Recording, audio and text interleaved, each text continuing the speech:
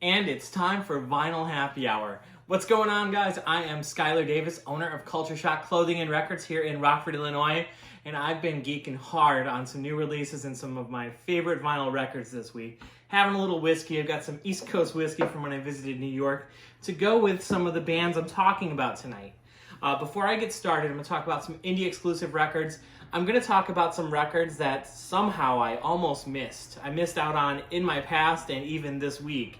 And I delve deep into music and into records, of course.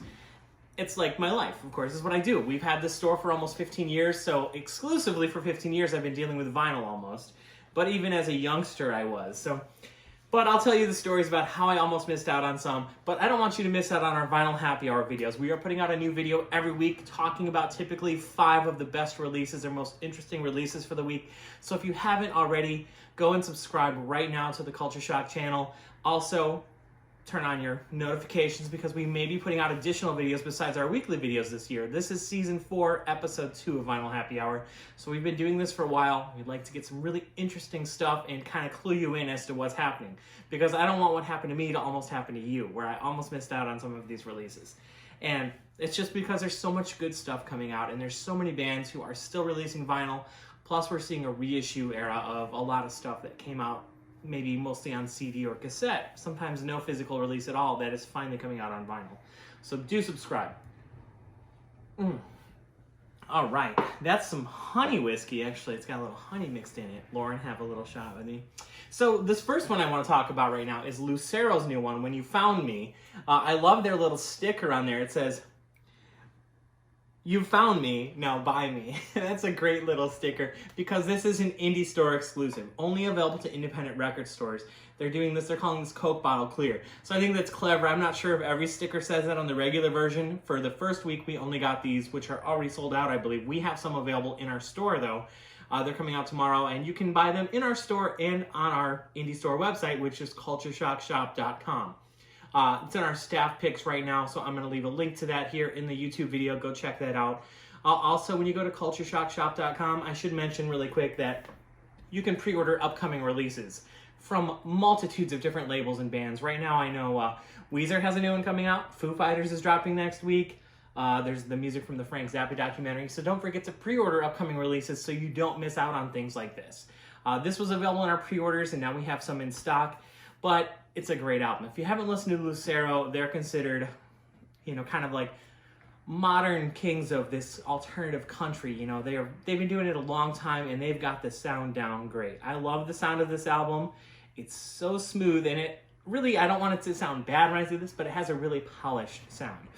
Just everything. Ben Nichols' kind of deep, kind of drawly vocals just come over so nice, and there's some piano in it that sounds great. I don't know how they recorded this.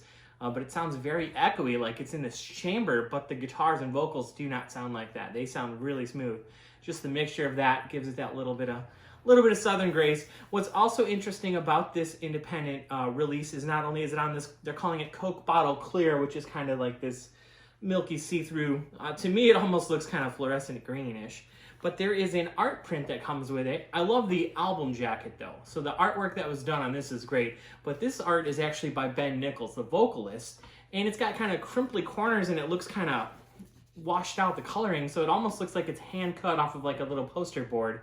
It is not screen printed, I don't think. I'll have to consult with Lauren and see what kind of art this is. But I love how the kind of backing of the paper comes through a little bit. It looks like, I don't know if the band hand cut them or what to put them in. But the poster print and this color vinyl are exclusive for independent record stores. So yeah, that's a great album from them. And I wouldn't have missed out on that one. That's not one of the ones I would have missed out on. I love these guys. We've seen them live a few times. Great band, great sound live too. Here's one that I did almost miss out on because it's from Poppy. This is I Disagree. She actually dropped this album last year, had it already, whatever. And then I was like, okay, what's going on with this? Now there's this Poppy, I Disagree More. The artwork is crazy. Of course, this one's on color vinyl too. This one, I didn't really know full details on it, and I was like, do I really need to get it? It has 4 extra tracks. Well, I can tell you it's worth it for those 4 extra tracks. I love the sticker too. It's kind of this holographic one, but it doesn't give you much detail on what's inside. So the first LP, I hope you like this image because you're going to see it 6 more times in the release. It's on It's on the jacket, and it's on the label A and B of the LP. So this one is like the silver and white splatter. This is like clear and black mix. So that's just the regular album. Sounds great, by the way. I gave it a good spin. I haven't listened to it in a while, and I was like, wow, this still sounds really good. Great recording. She mixes this really like over-the-top, bubblegummy, poppy pop music with like heavy metal and hardcore. Just out of nowhere, sometimes it kicks in. It's like listening to the Beach Boys and Ariana Grande, you know, meet Marilyn Manson and Rammstein and stuff like that. So, if you haven't listened to her, check it out. But what's really cool about this release, gatefold packaging, the 4 extra songs are sick, comes with a download. I didn't know this. I forgot. Maybe I had seen that it was going to be this, but the extra 4 songs come on this die-cut, real thick vinyl picture disc. It's not just a picture disc, it's a die-cut shaped disc, and there's 2 tracks on each side. It sounds awesome. The songs are really good. Good electronic, just good beats to them. So the extra tracks are dope. So definitely check that out. It's weird how they use this random plastic sleeve to put it in there. I guess no other way. So luckily it was safe. Nice thick gatefold jacket. Great job on the packaging. The artwork is totally different than the first LP. So if you don't have the first one, this is definitely the one you're going to want to get. It's got the extras. It's funny how this comes out now because I feel like they're going to get a lot of fans who already have the album to get this version as well. But I wouldn't want to miss out on it because I'm sure that will be sold out, and I'm sure, as a lot of her previous records, will be going up in value. That's my prediction there. That's my Elon Musk on that one. Don't miss out on it. So this is one that I did also almost miss out on. Not really miss out on, but just disregarded. This is PJ Harvey's This Is Desire. This was her 98 album. They're finally reissuing this stuff, and I'll be honest, I'm a huge PJ Harvey fan, or at least a huge fan of her first few albums, I should say. I love her first 3 albums. They're just perfect for me. That's like I was putting together this list of bands that are groups that have done like a trifecta or a perfect 3 albums, and I love her first 3 albums. I just covered them up. But they came out in the 90s as well. This one came out in 98, so all this stuff has been very, very hard to track down on vinyl. So just this year, within the last year, I should say, it's 21 now, but Dry and Rid of Me seem to be probably the most well-known of her early catalog. And then this one I love, To Bring You My Love.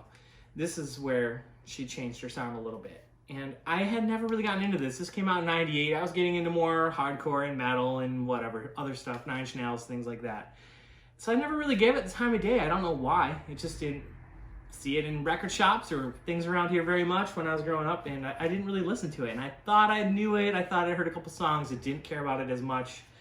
It's probably good that I didn't get it then. I wouldn't have appreciated it then, how I do now. Obviously, these 3 albums are killer. The first 2, she was with her original band. Then she actually she produced the first 2 herself, too. So then she changed her sound a little bit on this one, but this one strips back all of her acoustic, like, singing and stuff like that, and adds a new producer, Flood, who had done, like, U2 and maybe Nine Inch Nails, stuff like that. You can definitely tell.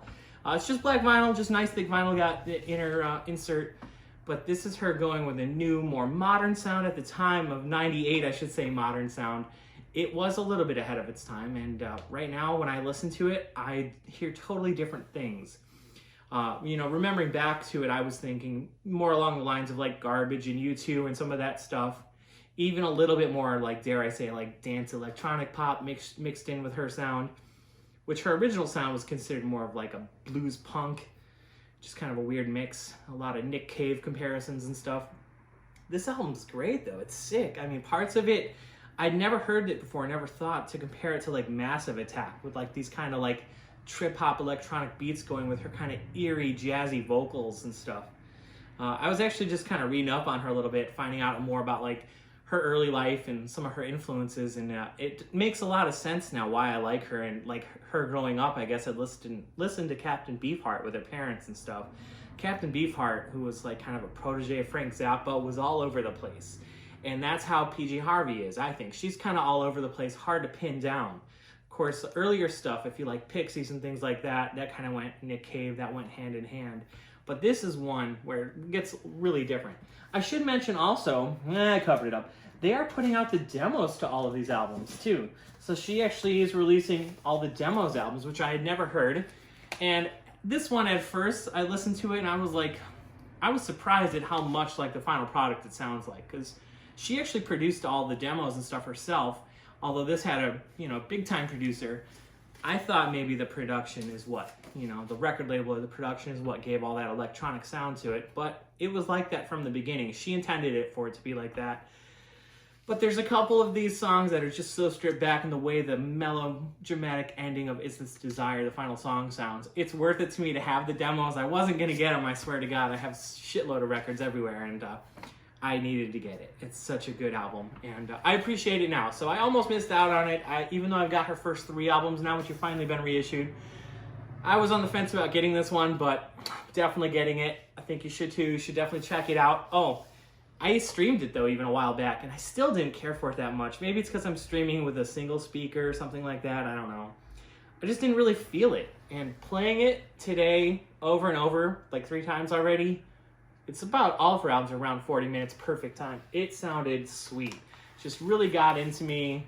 It's a great album. So I don't know how I almost missed out on it. Now I'm looking forward to her next album too, which is getting reissued soon. I should mention also the other reason I never had this or never listened to it on my record player. I've never seen a copy, and looking them up, it seems to go for $200 to $300. That 98 was a horrible year for records, hardly anywhere pressed. Oh, what do you think about this t-shirt? I just got this from my buddy Ryley Walker, but guess what else I got from him? We got a new record, I should say an old record, but a new record, an old recording. This is Deep Fried Grandeur. This is a trippy album cover, great art. The artwork is amazing on this. The music is even finer though. So I knew he was putting out a new album. We had heard about it. I should mention Ryley is also a Rockford native, although he's living in New York now. We won't hold that against him. That's why I had some of this rye whiskey when I was out in New York. I visited there. I was like, oh, let's get the New York theme going on. But this is a Ryley Walker jam with, I'm going to give this a go, Kikagaku Moyo. Kikagaku Moyo, jamming with Ryley Walker. They're like a Japanese kind of a improvisational free psychedelic band. Wow, what a jam. This was recorded in 2018, I guess, in the Netherlands. Ryley Walker, all of his albums are great, but if you're able to see him live, when we see live music again, he's a must-see live. The way this guy jams and improvises and plays his guitar, the way he sings is great. This is all instrumental, and it's perfect the way it is. It's very drony, building, psychedelic groove.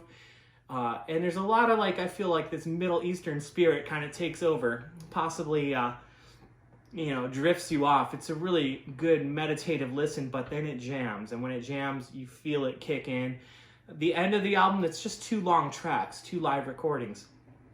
Oh my God, amazing though. I really would dig it, and it's really been going with a lot. I've actually been listening to a lot of prog and a lot of older psych and stuff lately, so it's just fitting right in with what I've been listening to.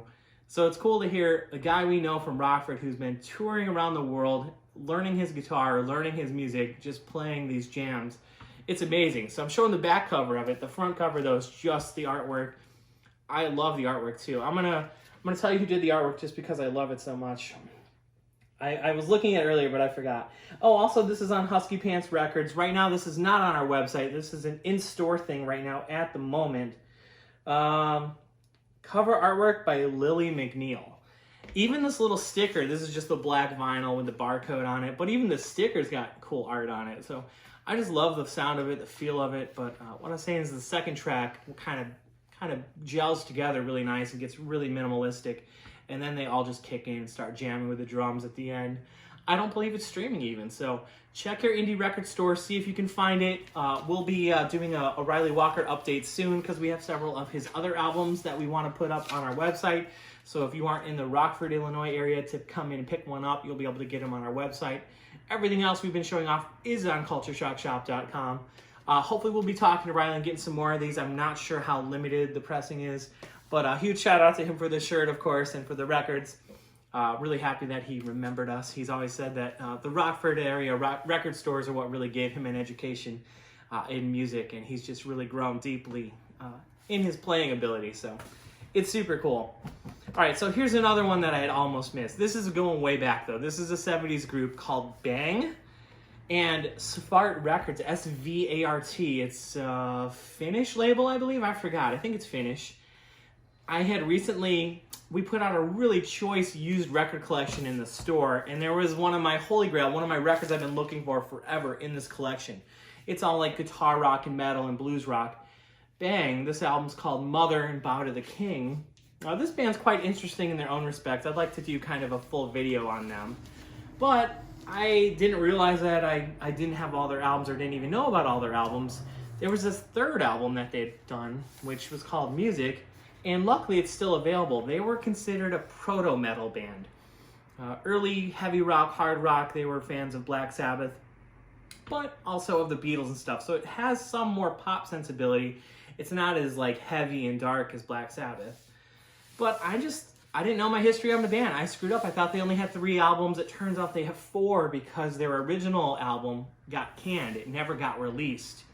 So when it got reissued, I didn't even know. I thought it was just a reissue of their first album. It's called Death of the Country.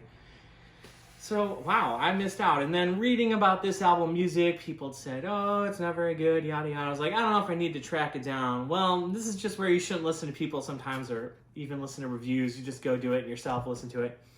Because this was an obscure band. They were actually signed to Capitol Records.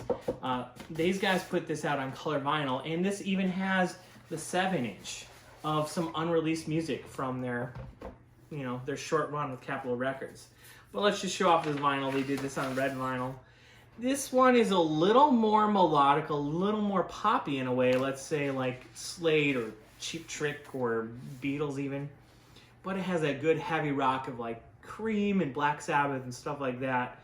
Yeah, certainly something, the artwork is kind of whatever. I didn't really think that much of it. But these guys, this jacket is super thick, and it's got a story of the bands. I love the info. Although the cover doesn't have a sticker or much info on it, once you listen to it and open it up and read the story inside, it's a cool story. It's cool to read about.